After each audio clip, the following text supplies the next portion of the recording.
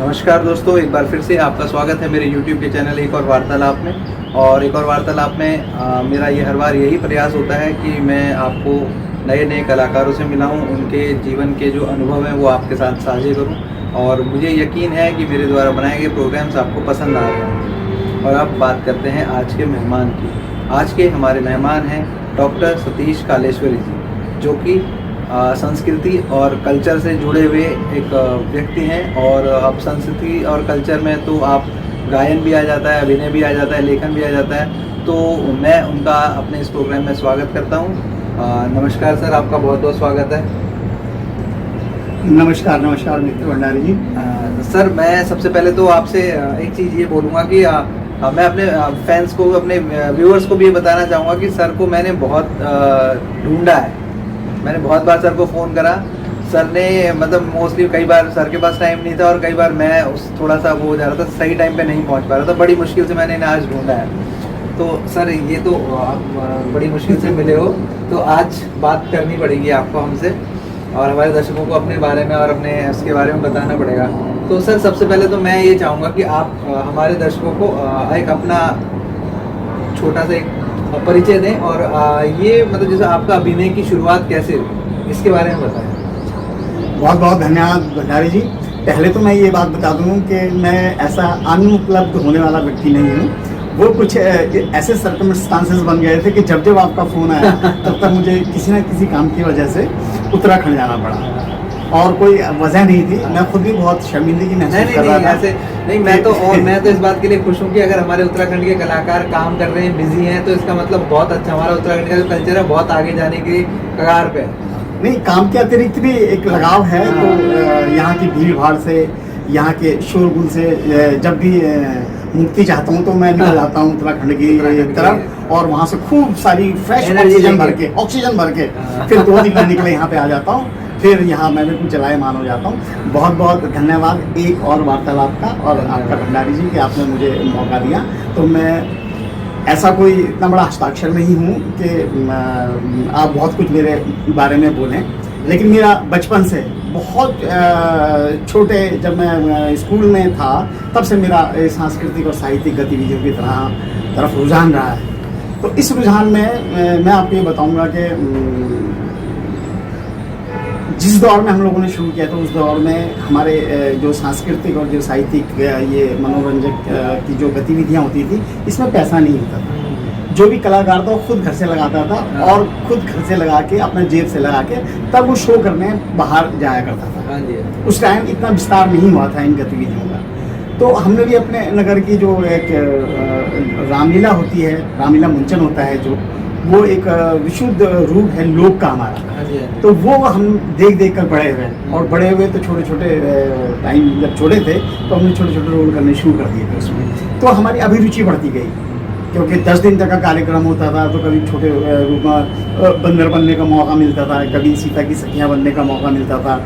तो उसको हम सीखते सीखते आगे बढ़े और हमारा रुझान बढ़ता गया। लेकिन जब हम थोड़ा सा हाई स्कूल के आसपास पहुँचे तो आपको ये मैं बता दूं कि रामलीला के ही समकक्ष, रामलीला मंचन के ही समकक्ष एक डिस्ट्रिक्ट रैली, जिसे गढ़वाल में गढ़देवा कहा करते थे, और वो कुमाऊं में भी होती थी और गढ़वाल में भी। उस ज़माने में 7 ज़िले हुआ करते थे। इन 7 ज़िलों में डिस्ट्रिक्ट रैली हुआ करती थी, उसके बाद फिर रीजनल रैली हुआ करती थी। तो हमको अपने जो विद्यालयी जीवन है उसमें हमें गढ़देवा में पार्टिसिपेट करने का मौका मिला। तो उसमें जैसे हमारे 1 एक्ट प्लेस होते थे, तो वहाँ से नाटक सीखने को मिला। जो हमारे कवि दरबार होते थे उस समय कविताएं पढ़ने का मौका मिला, वो हमने सीखा। लोकगीत और लोक नृत्य की प्रतियोगिताएं होती थी, उसमें हम नृत्य भी करते थे और लोकगीत गायन भी करते थे। तो जो हमारा फाउंडेशन है वो दोनों चीज़ें हैं, एक रामलीला और गढ़वाली जब हमने कार्यक्रम करने शुरू किए थे उसके लिए हमें गढ़देवा।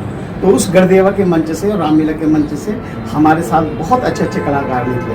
हाँ, एक बार क्षमा मांगने के साथ मैं ये कहना चाहूँगा कि कई ऐसे कलाकार हैं हमारे जो आज अपनी जो परिचय देते हैं उसमें ये कहने में झिझकते हैं कि मैं गढ़वाली जो ये रामलीला मंचन है जो उस रामलीला मंचन का कलाकार हूँ। लेकिन हमें कोई ऐसी झिझक महसूस नहीं होती। हम बड़े शान से कहते हैं कि हमने कई वर्षों तक रामलीला का मंचन किया है और वहाँ से बहुत कुछ सीखा है। नहीं, ये बात तो आप बहुत सही बोल रहे हो कि उत्तराखंड में जब मतलब पहले के टाइम में, आज के टाइम में तो खैर इंटरनेट हो गया, टीवी हो गया, सब कुछ हो गया, तो पहले एंटरटेनमेंट के लिए लोगों का सिर्फ यही एक साधन होता था, रामलीला। जी। वो अगर कहीं पे कोई रामलीला हो रही है तो कई मतलब 10-10 किलोमीटर 15-15 किलोमीटर दूर से लोग आते थे उसको देखने के लिए, क्योंकि वो उनका एंटरटेनमेंट का एक साधन था, प्लस उसके साथ उनका वो भी जुड़ा हुआ था कि जैसे धर्म की बात भी जुड़ी हुई थी, कोई राम के बारे में बता रहे हैं, रामलीला है, राम के बारे में सारी इन्फॉर्मेशन दे रहे हैं और पूरी रामलीला की कथा सुना रहे हैं, तो उससे भी अटैचमेंट होती थी। ये तो बहुत अच्छी बात आप कह रहे हो कि भाई आपने अगर यहाँ से राम से शुरुआत करी है तो फिर आगे ही जाएंगे। हाँ, नहीं धार्मिक के अलावा जो हमें उसमें उस टाइम से ही हमें लगा कि उसमें जो हमारे जो लोक तत्व है, हमारे उत्तराखंड का जो लोक तत्व है वो हमारे 10 दिन की रामलीला में पूरा होता था। उसमें कई ऐसे सीन होते थे जिसमें हमारे गांव के या शहर के ही चरित्र आ जाया करते थे, जैसे धनुष तोड़ने वाला दृश्य है या केवट वाला दृश्य है या मंत्री वाला है रावण के दरबार में या किसी में। तो हमारे जो नगर के जो व्यापारी लोग होते थे वो कलाकार नहीं करते थे। एक खास बात और बता दूं मैं, उस रामलीला मंचन को नगर का कलाकार नहीं करता था, वो नगर के लोग करते थे, आम आदमी करते थे उस कैरेक्टर को। यस, तो उसमें फिर लोक तत्व की मतलब प्रचुर मात्रा में लोक तत्व हमको दिखाई देता था, तो ये हमको सीखने का मौका मिला। उसके बाद फिर आगे बढ़ते चले गए, आगे हमारी पढ़ाई हुई और पढ़ाई होने के बाद फिर जॉब में भी लगे हम। तो फिर ये यहाँ पर जैसे मैं आप, ये तो आपकी बात होगी बचपन में जैसे आपका रुझान हुआ, यहाँ से रामलीला देख के आपका रुझान होगा कि मैं मतलब एक जैसे हर छोटे बच्चे का होता है कि भाई कभी आप कुछ बानर का रोल कर रहे हो, कभी सखियों का रोल कर रहे हो, जैसे आपने बताया। तो पर इस चीज़ को आपने फॉर्मल रूप में जैसे कैसे कब स्टार्ट करा कि मैं मतलब आपने कब सोचा कि हाँ मैं अब एक्टिंग करूँ या लिखूँ और या गाऊँ, ये मतलब कब आपके दिमाग में विचार आया और क्या चीज़ें मतलब कैसे कैसे ये चीज़ें आगे बढ़ी? ये जो हमारा रुझान है कला के प्रति, संस्कृति के प्रति और साहित्य के प्रति, ये शुरू हो गया था हमारे जब कॉलेज के दौर से। जब हम कोलार डिग्री कॉलेज में पढ़ा करते थे तो वो डिग्री कॉलेज हमने डिग्री करने के साथ ही हम जब लैंसडाउन आ गए तो लैंसडाउन में हमने एक झनकार क्लब नाम का एक ग्रुप बनाया और उस ग्रुप के माध्यम से हम लोग गढ़वाली कार्यक्रम करने लगे। उसमें लोक गीत के कार्यक्रम होते थे, लोक नृत्य के कार्यक्रम होते थे और छोटी छोटी झलकियाँ हुआ करती थी। इसी दौरान मेरा जो जॉब है वो पौड़ी में लग गया। तो पौड़ी में जब मैं जॉब में था तो मुझे एक दिन मैसमोर इंटर कॉलेज में एक 15 अगस्त के टाइम पर एक कार्यक्रम पे जाने का मौका मिला। तो उस कार्यक्रम में एक उसी टाइम फिल्म पाकीज़ा रिलीज़ हुई थी और पाकीज़ा रिलीज़ होने पर एक गीत है, उसमें गाना है कि ठाड़े रहिए वो बांके यार। तो उसमें बीच के गाने के बीच में एक 3 ताल की एक लहरी बजती है, तो वो इतनी बढ़िया बजाने वाले ने कि मैं मंत्रमुग्ध हो गया उसको सुन के। मैं बहुत खुश हुआ, मैंने कहा ये वाह क्या बज गया ये। और उसके बाद मैंने अपने साथ के लोगों को लैंसडाउन में आके बताया कि भाई हम लखनऊ जा रहे हैं कि कार्यक्रम करने, बहुत बड़ा कार्यक्रम है और उसमें जो हमको चाहिए रिदम में, हमारा संगीत पक्ष बहुत कमज़ोर है। तो हमने कहा हमको पौड़ी से एक आदमी को ले जाना है और वो जो पौड़ी से जिस आदमी को हमको ले गए थे अपने संगीत निर्देशक के रूप में, उस व्यक्ति का नाम था नरेंद्र सिंह नेगी। नरेंद्र सिंह नेगी जी से जब हमने रिक्वेस्ट की कि हमारा संगीत पक्ष बहुत कमज़ोर है भाई साहब और आपको हमारे साथ चलना है, सन 1976 की बात थी। लखनऊ रविंद्रालय में एक बहुत बड़ा गढ़वाली कार्यक्रम होने वाला था। उसमें पौड़ी के कलाकार थे, कोटद्वार के कलाकार थे, लैंसडाउन के कलाकार थे, देहरादून के भी कलाकार थे। तो वो हम वहाँ गए और वहाँ जाने के बाद हमने 2-3 साल तक वो लगातार कार्यक्रम किए। तो वो कार्यक्रम बहुत हिट रहे और उसमें नेगी जी के साथ हमें बहुत कुछ सीखने को मिला और जो गढ़वाली गीत लेखन का हमने अपना शुरू किया वो नेगी जी के आशीर्वाद से ही किया और उनके कार्यक्रम होते रहे। डॉक्टर साहब ये बात तो सही हो गई कि आपने बताया कि आपको नेगी जी मिल गए, 76 में आपको नेगी जी मिल गए और आपने मतलब संगीत में और जो आपका ये गायन और लेखन का सफ़र था ये यहाँ से आपका शुरू हुआ और ये अनुभव आपका बड़ा अच्छा रहा। तो जहाँ तक मेरी जानकारी है मैं ये जानता हूँ कि आप अभिनय भी करते हैं, तो ये आपका अभिनय का सफ़र कैसे शुरू हुआ और कब शुरू हुआ? हाँ भंडारी जी, फिर झनकार क्लब लैंसडाउन में बहुत प्रस्तुतियाँ देने के बाद मेरा जो अपॉइंटमेंट है वो controller of defence account CDA में मेरठ हो गया और मैं लैंसडाउन से सीधा मेरठ चला आया।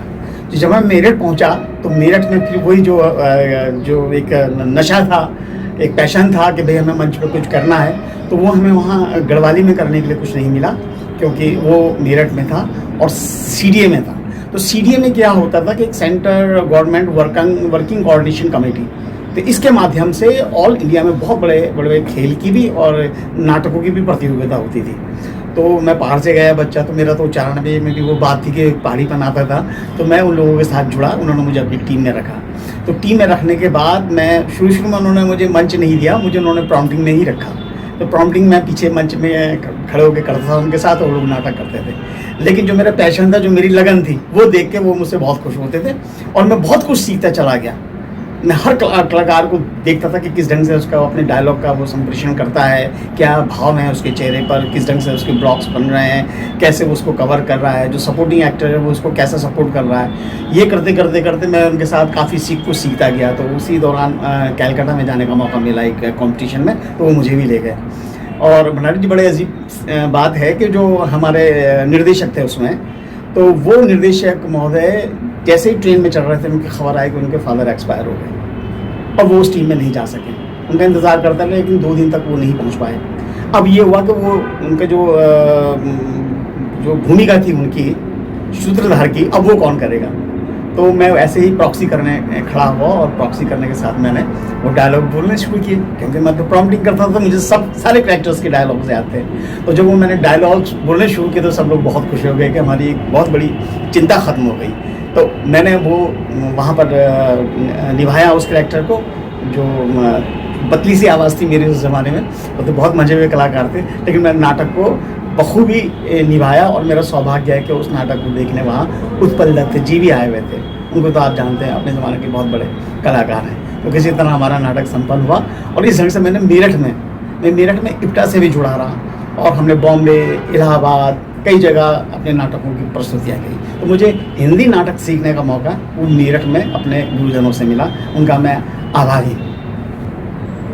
सर, ये तो आपके कलकत्ता का अनुभव हो गया, और ये पहला अनुभव जो आपने बताया कि एक्सीडेंटली आपको एक काम मतलब आपको एक रोल मिल गया एक्सीडेंटली और आपने उसको बखूबी निभाया। तो फिर आपका ये सफ़र आगे कैसे बढ़ा, और ये ऐसे ही कुछ अगर संस्मरण हैं कुछ जो आपके जहन में अभी आ रहे हो, तो वो भी अगर हमारे दर्शकों के साथ शेयर करें तो। हाँ भंडारी जी, उसके बाद फिर मेरठ में हमने कई प्लेस किए, जिसमें मुख्य थे श्री सुरेश चंद्र शर्मा जी द्वारा निर्देशित रोटी और बेटी, और डॉक्टर लक्ष्मी नारायण लाल जी के लिखे हुए 2 प्ले, सब रंग मोहभंग और राम की लड़ाई। एक हमने ये इलाहाबाद में किया था और दूसरा हमने ये दिल्ली में किया था। तो इस तरह से दौर चलता रहा। तो जब नाटक करते रहे तो नाटक लिखने का शौक़ भी उमड़ आया। तो फिर हमने एक नाटक लिखा मैंने उस ज़माने में, वो था नाटक का नाम था बिखरे समीकरण। वो नाटक मैंने लिखा और जैसे ही वो कंप्लीट हुआ तो हमें मौका मिला बॉम्बे में उस नाटक को प्रदर्शित करने का। तो छगनलाल मंगनलाल शायद उस थिएटर का नाम था, कोई शर्मा जी उस प्रतियोगिता को करवाते थे। वो बहुभाषीय नाट्य प्रतियोगिता थी। तो हम मेरठ से उस नाटक को लेकर वहाँ बॉम्बे गए और बॉम्बे में हमने वो नाटक प्रदर्शित किया। नाटक तो कैसा भी रहा वो अब मुझे याद नहीं है, लेकिन प्रस्तुति के बारे में मैं कह रहा हूँ। लेकिन उसमें उपलब्धि सबसे बड़ी यह थी कि उस नाटक में जो चीफ जज थे, उस प्रतियोगिता के जो चीफ जज थे, वो थे आदरणीय ख्वाजा अहमद अब्बास साहब। ख्वाजा अहमद अब्बास साहब वहाँ पे जज के तौर पर बैठे हुए थे। हम वहाँ पर नाटक प्रस्तुत कर रहे थे, लिखा मैंने था और डायरेक्ट किया था सुरेश शर्मा जी ने। तो वो हमारा नाटक वहाँ पर हुआ। उसके बाद हम वहाँ से लौटकर जब बॉम्बे आए, मेरठ आए, तो मेरठ आने पर 1 आध महीने बाद ही पता लगा कि नरगिस दत्त जी, उस टाइम वो MP थी हमारी संसद की, नरगिस दत्त जी। तो नरगिस दत्त जी मेरठ आ रही थी, तो उन्होंने एक कैंसर हॉस्पिटल का इनॉग्रेशन करना था। तो उनके मनोरंजन के लिए एक छोटा सा कार्यक्रम का भी आयोजन किया गया था। तो उस कार्यक्रम में एक छोटी सी झलकी थी 15 मिनट की, वो हम लोगों ने प्रस्तुत की थी। वो एक कॉमेडी थी, एक हास्य झलकी थी, जिसे देखकर मुझे अभी अच्छी तरह से याद है कि नरगिस दत्त जी बहुत हंस रही थी उस नाटिका को देख के।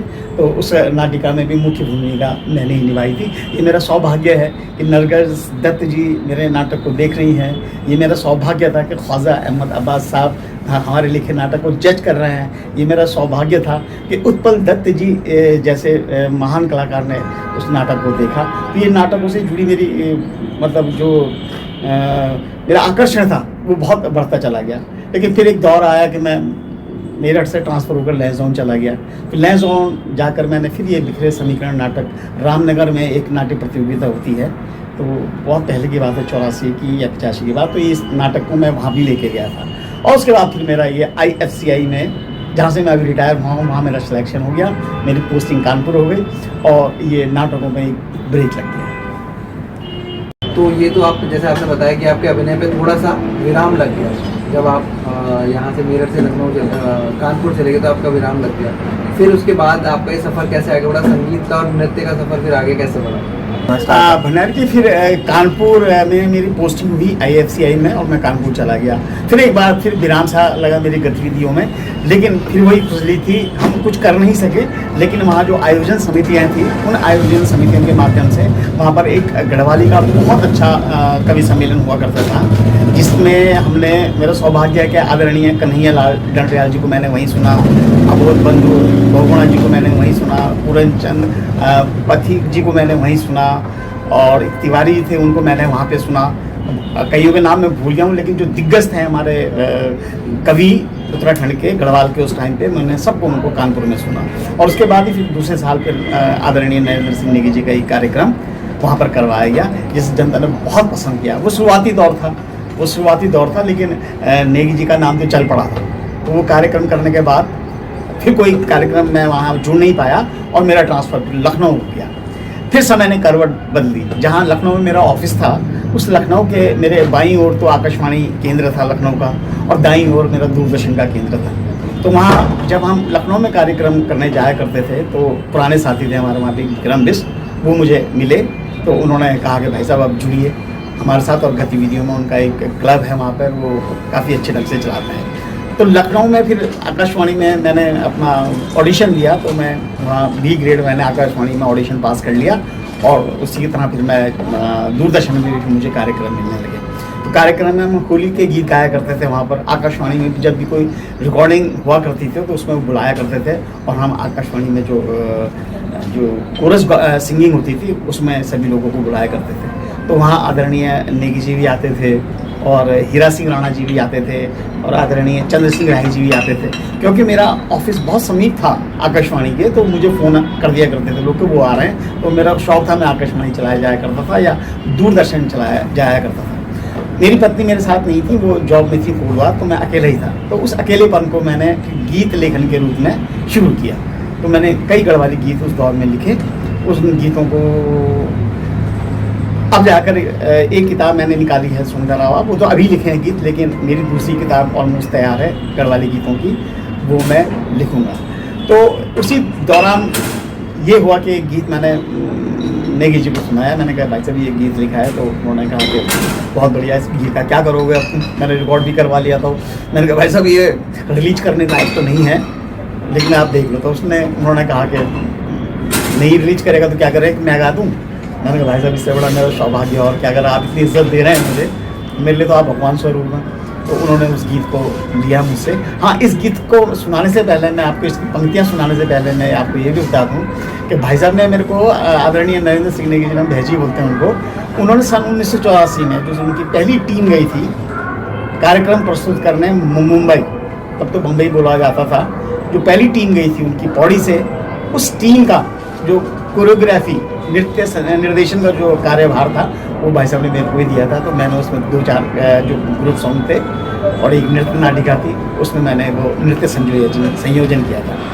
तो ये बात मैंने बीच में आपको ये बता दी कि हम तब से जुड़े हुए हैं, भाई साहब तब से अपना आशीर्वाद हमारे साथ बनाए हुए हैं। उसके बाद फिर वो गीत की बात आई, तो भाई साहब ने कहा कि भाई आओ तुम दिल्ली, टी सीरीज़ में रिकॉर्डिंग होनी थी। तो गीत मैंने उनको सुनाया, तो उन्होंने एक आध शब्द अपने हिसाब से आगे पीछे किए, और करने के बाद वो गीत उनके ही शब्दों में मैं बता रहा हूँ कि बहुत लोकप्रिय हुआ है। और किसी ने सन 2018 में ऐसे ही डाल दिया था यूट्यूब में, किसी ने एक फ्लूट बजा के और नेगी जी के, भाभी जी की फ़ोटो लगा के, और उसको मेरे ख्याल से 18 लाख व्यूज़ मिल चुके हैं अभी तक उस गीत को। तो मैं वो गीत ज़रूर सुनाऊँगा, आप नहीं भी कहेंगे तो भी मैं उस गीत की 2 पंक्तियाँ आपको बनाई जी ज़रूर सुनाऊँगा अपने दर्शकों को और आपके वार्तालाप के दर्शकों। क्या दिन क्या रात हे जी हो, कैलनी बिंगी कैलनी जानी, मेरा मन की बात हे जी हो। मेरा मन की बात है जी हो। तो महिला बोलती है, क्या दिन क्या रात, झूरी झूरी पिंगली वेगे, हरी भरी गात हे जी हो, हरी भरी गात हे जी हो। महिला बोलती है, उन तो मर्जी चा तेरी, संभाली ले कि भूल जा, तोड़ी करार जाणू छे, जेल पर कबूल जा, जेल पर कबूल जा, बांजा को बगुट ये जी हो, बांजा को बगुट, देखी भी आली पछाण भी आली, तेरी नजर को खोट हे जी हो, तेरी नजर को खोट हे जी हो। अब मेल बोलता है, फूलों माँ भौरा ऐगनी, ऐसू का बरस भी, तेरी मयाली माया को जी कुड़ी तरसगी, जी कुड़ी तरसगी, बांजा को बगुट हे जी हो, बांजा को बगुट, अर बाला मन की साची माया माँ, तीन क्या पाई खोट ए जी हो।